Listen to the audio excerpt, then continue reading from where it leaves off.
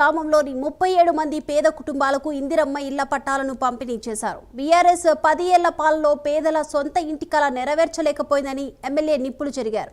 ఇందిరమ్మ ప్రభుత్వంలో పేదల కలలు నెరవేరిందన్నారు. రాష్ట్రంలోనే సత్తుపల్లి నియోజకవర్గం ఇందిరమ్మ ఇళ్ల ప్రక్రియలో అగ్రగామిగా ఉందని ఎమ్మెల్యే తెలిపారు. ఇళ్ల పట్టాలు రాని లబ్ధిదారులకు రెండో విడతలో తప్పకుండా అందిస్తామని ఎమ్మెల్యే మట్టా రాఘమయ్యి హామీ ఇచ్చారు. బంగారు తెలంగాణ చేస్తానని వాగ్దానం ఇచ్చి వచ్చారో ప్రతి ఒక్కరికి నీళ్లు, నిధులు, నియామకాలు అన్న వాగ్దానంతో మనల్ని మోసం చేసి అధికారంలోకి వచ్చారు.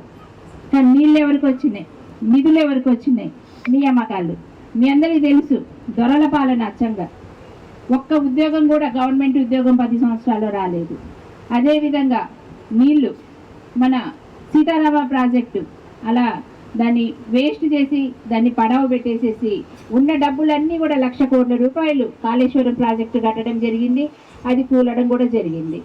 అలాగే ఇంకా చూస్తే నిధులు తెస్తామని చెప్పి మంచిగా ఆర్థికంగా బలిష్టంగా ఉన్న మన రాష్ట్రాన్ని అప్పుల పాలు చేసి 7,00,000 కోట్ల అప్పు మన తలల మీద పెట్టి వెళ్ళారు.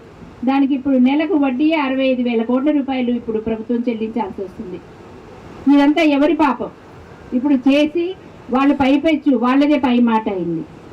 వాళ్ళు 10 సంవత్సరాల్లో చేయలేంది మనం సంవత్సరాలలో చేసి చూపించేటప్పటికి తట్టుకోలేక కళ్ళలో నిప్పులు పోసుకుంటూ అక్కస్తో రకరకాలుగా నిందలు వేస్తా ఉన్నారు.